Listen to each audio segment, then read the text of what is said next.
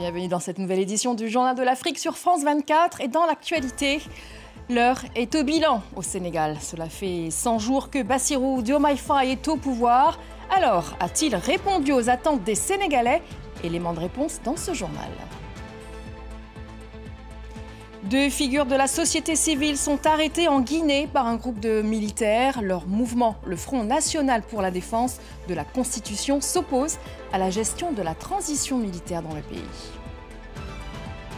Et puis nous irons à la rencontre d'une étoile montante au Kenya, une jeune athlète qui espère bien briller aux prochains Jeux olympiques. Alors, quel bilan après 100 jours au pouvoir pour le président sénégalais Bassirou Diomaye Faye? L'ancien opposant, qui a prêté serment le 2 avril, avait promis de répondre aux énormes attentes des Sénégalais. Alors, parmi les promesses de campagne, lutter notamment contre la vie chère. Sarah Sako nous dresse un bilan de ce début de mandat.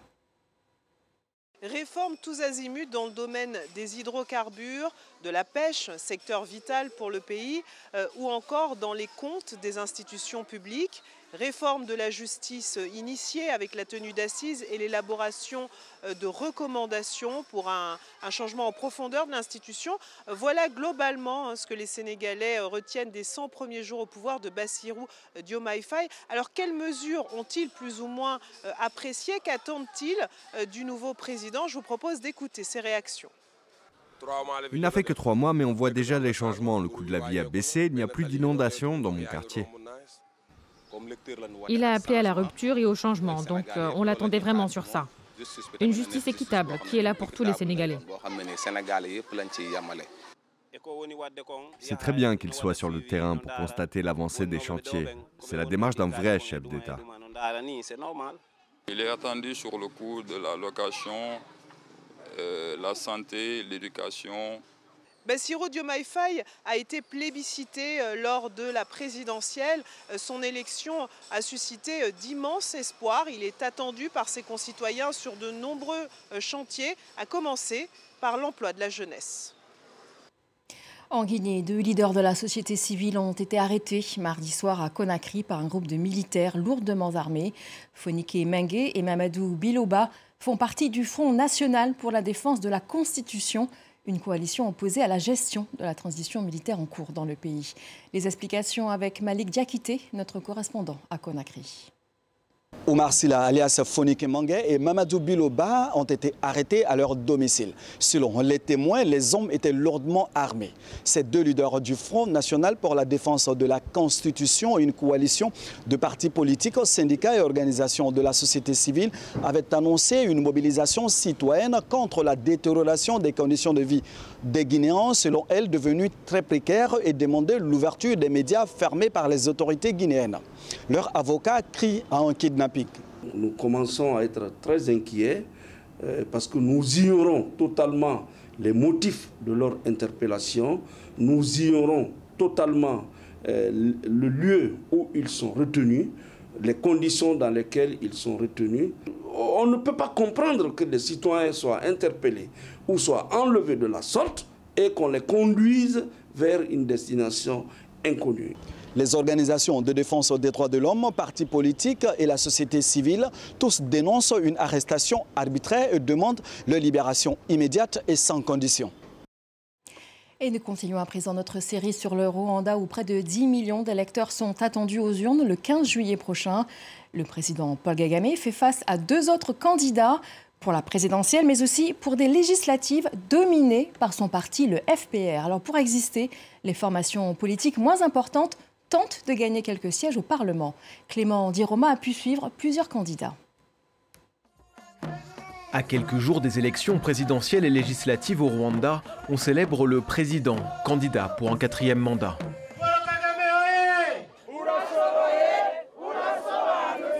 9 partis sur 11 soutiennent le chef de l'État. La deuxième formation politique du pays, le PSD, a pourtant ses 50 propres candidats au Parlement, qui ne comptent que 80 sièges au total. Même si nous élisons notre président à grande majorité, plus de 90%, mais nous savons qu'il ne rafle pas tout. Le FPR ne peut pas prendre plus de 50% du pouvoir au sein du gouvernement. Donc nous partageons et nous espérons que nous serons beaucoup plus représentés par rapport aux années précédentes. Pour les petits partis rwandais, faire élire des députés est un moyen d'exister et de gagner en influence aux côtés du tout-puissant président et son parti-État, le FPR. La tâche est encore plus rude pour les rares non-alliés au pouvoir, comme le PS Imberakuri, qui veut décrocher des voix dans les zones rurales. Nous savons que les gens ont beaucoup de problèmes et c'est dur pour eux d'en parler au gouvernement. Parfois, ils ont peur d'entrer dans les bureaux des dirigeants. Donc nous les encourageons à parler de leurs problèmes. Ce parti d'opposition modérée n'a actuellement que 2 députés, dont Christine Mukabunani, cofondatrice, qui a décidé aujourd'hui d'annuler son meeting. Selon elle, les autorités locales ont empêché la population de se rassembler. Voilà un exemple de problème que nous avons. Les gens voulaient venir, écouter nos candidats, mais on ne leur permet pas de venir. Nous étudions ces problèmes dont la coalition gouvernementale ne veut pas parler. Par exemple, l'incident d'aujourd'hui, personne au gouvernement n'en parlera. Le district a démenti et affirme qu'il a été prévenu trop tard pour organiser l'événement. Le lendemain, un parti de la coalition gouvernementale faisait campagne dans la même province. Le dernier rapport de l'ONU sur la situation dans l'Est de la RDC continue de susciter de vives réactions. L'Ouganda nie tout soutien aux rebelles du M23 dans la région. Mais selon ce rapport, les renseignements militaires ougandais auraient permis aux troupes du M23 ainsi qu'aux troupes rwandaises qui les soutiennent de transiter sur leur territoire. Alors des allégations catégoriquement rejetées par le porte-parole de l'armée ougandaise. Un sommet extraordinaire sur le Soudan organisé par l'Union africaine a débuté ce mercredi dans la capitale éthiopienne. L'Union africaine qui tente de relancer les pourparlers en vue d'une trêve entre le général Bourhan, chef des forces armées, et son rival, Mohamed Hamdan Daglo, chef des paramilitaires FSR. Alors plusieurs représentants politiques étaient attendus, sauf les représentants des forces armées du général Abdel Fattah al-Bourhan, qui refusent le dialogue tant que les FSR occuperont les bâtiments civils au Soudan. Et justement, la ville d'El Fasher, capitale du Nord Darfour, est assiégée par les forces de soutien rapide depuis plus de 2 mois. Un bilan provisoire fait état de près de 300 morts et des milliers de blessés. Les hôpitaux sont détruits, l'approvisionnement en nourriture insuffisant. Notre correspondant régional Bastien Renouille a pu rencontrer Mohamed, un habitant de la ville d'El Fasher. Avant que la guerre n'éclate entre l'armée et les forces de soutien rapide en avril 2023, il y avait déjà des centaines de milliers de déplacés internes qui vivaient dans El Fashir. Des personnes qui ont fui les campagnes du Darfour lorsque la guerre civile a éclaté en 2003. Elles considéraient que c'était un lieu sûr où elles étaient à l'abri des combats. Mais ce n'est plus le cas depuis le début du mois de mai 2024, depuis que les forces de soutien rapide assiègent El Fashir. Les forces de soutien rapide qui s'en prennent délibérément à la population civile. Il y a aussi des combats entre l'armée et les RSF qui se déroulent à proximité notamment du camp d'Abou Chouk, au nord de la capitale du Darfour du Nord. À ce sujet, je vous propose d'écouter Mohamed. Je me suis rendu dans le camp d'Abou Chouk ainsi que dans le marché à côté. J'ai vu les drones des RSF qui visent les familles, qui visent le marché et le reste. Ils tuent tous les jours. Des familles, des enfants meurent chaque jour. J'ai vu les gens s'enfuir, être déplacés. Cela touche en particulier la population du camp d'Abou Chouk. Fuir est donc devenu inévitable. Ceux qui sont touchés par les bombardements ne peuvent plus être soignés. Il n'y a plus qu'un seul hôpital encore en fonctionnement dans El Fashir, c'est celui où travaille le personnel de Médecins sans frontières. Et ils expliquent qu'à la fin du mois de juin, celui-ci aussi a été touché par des tirs d'artillerie provenant probablement des forces de soutien rapide. Une grande partie des bâtiments ont été détruits. Les médecins disent ne plus avoir assez de médicaments, pas assez de personnel, pas assez de lits pour pouvoir s'occuper de tous les blessés. Alors beaucoup ont décidé de prendre la route. Plus de 330 000 personnes ont fui El Fashir depuis le mois d'avril, selon l'ONU. Beaucoup se sont rendus dans le camp de Zamzam, un petit peu plus au sud. Et là aussi, la situation est catastrophique. Il n'y a pas assez d'aide humanitaire, pas assez de nourriture dans ce camp. Un enfant meurt toutes les 2 heures, faute de nourriture. Et puis un mot de l'actualité sud-africaine encore marquée par un terrible accident de la route. 13 personnes, 12 enfants et le conducteur ont été tués dans la collision de leur minibus avec un autre véhicule. 7 autres enfants ont été blessés. Cela s'est passé dans la province de Gauteng.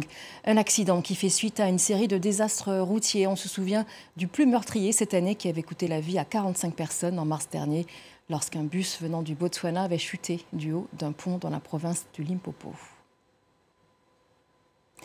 Il est déjà disponible dans 10 autres pays d'Afrique. Le vaccin anti-paludique R21 arrive en Côte d'Ivoire où il sera disponible à partir du 15 juillet. Alors d'abord pour les enfants de moins de 23 mois et à terme, le pays souhaite vacciner tous les enfants de moins de 5 ans, cible la plus concernée par la mortalité liée à cette maladie. Les précisions de Julia Guggenheim à Abidjan. C'est un espoir majeur dans la lutte anti-paludique. Le ministère de la Santé a annoncé le lancement de la première campagne de vaccination. Objectif dans un premier temps que 250 000 enfants âgés d'entre 6 à 23 mois puissent recevoir les 4 doses nécessaires à ce vaccin et ce, de manière gratuite. Le gouvernement ivoirien, par ma voix, lance un appel à tous les parents et gardiens d'enfants à faire vacciner leurs enfants contre le paludisme.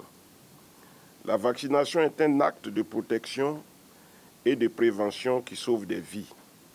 C'est un droit pour les enfants, une obligation pour les parents et un devoir pour l'État qui met tout en œuvre pour que les vaccins soient disponibles dans les centres de santé. En Côte d'Ivoire, si la mortalité liée à ce fléau est en baisse, il tue toujours 1000 enfants de moins de 5 ans chaque année, soit l'équivalent de 3 enfants par jour. Et le nombre de cas, la prévalence au sein de la population, lui, est en hausse. C'est principalement lié au fait que les moustiques sont de plus en plus résistants aux insecticides disponibles sur le marché. Alors, le ministère de la Santé l'a rappelé, pour venir à bout de ce fléau, seul le vaccin ne suffira pas. Il faut continuer à mettre en place les différentes autres méthodes de prévention, notamment les moustiquaires imprégnés et les traitements préventifs à destination des femmes enceintes. Allez, parlons sport. Le Kenya détient le plus de médailles du continent africain dans l'histoire des Jeux Olympiques. L'athlétisme prédomine évidemment et une nouvelle génération de sprinteurs est en train de prendre d'assaut les podiums internationaux. Alors, Marie Mora fait partie des étoiles montantes de la discipline qui espère briller aux prochains Jeux Olympiques. Sophie Lamotte nous la présente. Un saut de joie sur la ligne d'arrivée. Signature de la Dancing Queen, ou reine de la danse de l'athlétisme, Marie Mora.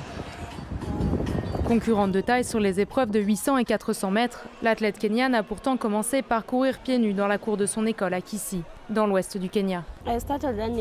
J'ai commencé à courir lorsque j'étais à l'école primaire, mais personne n'était en capacité de m'aider à participer à des compétitions importantes. C'est en arrivant au lycée que j'ai commencé à courir professionnellement avec quelqu'un qui comprenait le sport. Une passion pour la course à pied qui coule dans ses veines, malgré une histoire familiale difficile. Orpheline dès l'enfance, elle a découvert plus tard que sa mère était elle-même coureuse. J'ai entendu dire dans le village que ma mère courait beaucoup. Moi, je n'avais aucun soutien, alors quand j'ai entendu les gens dire ça, je me suis dit, je veux courir comme ma mère. Qualifiée de justesse aux Jeux de Tokyo en 2021, Marie Mora s'est même vue éliminée en demi-finale. 3 ans plus tard, elle se dit plus que jamais déterminée et prête à faire oublier cette désillusion. Surtout après les championnats du monde de Budapest l'année dernière, elle rêvait d'un podium, elle a décroché l'or. Un exploit qu'elle espère réitérer à Paris cet été et rapporter encore plus de médailles à la nation africaine la plus titrée de l'histoire des Jeux. J'ai été très heureuse de ce résultat. Et cette année, je me concentre, je vise un podium, avec une médaille, mais je ne sais pas encore laquelle. Début juillet, le président William Ruto a reçu les 83 athlètes kenyans, dont Marie Mora, les invitant à donner leur meilleur à Paris pour le plus grand événement sportif de l'année. Retenez bien son nom, Marie Mora, à surveiller pendant les Jeux Olympiques. Et voilà, c'est la fin de cette édition. Merci d'avoir suivi le Journal de l'Afrique. Les informations continuent sur France 24.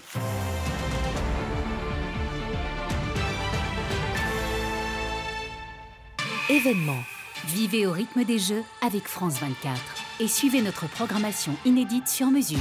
C'est en France, met à l'honneur les anciens champions olympiques et paralympiques français. À l'affiche, place la culture au cœur des Jeux. Actuel prend la mesure des défis de parité. Élémentaire, analyse les bilans carbone de la compétition.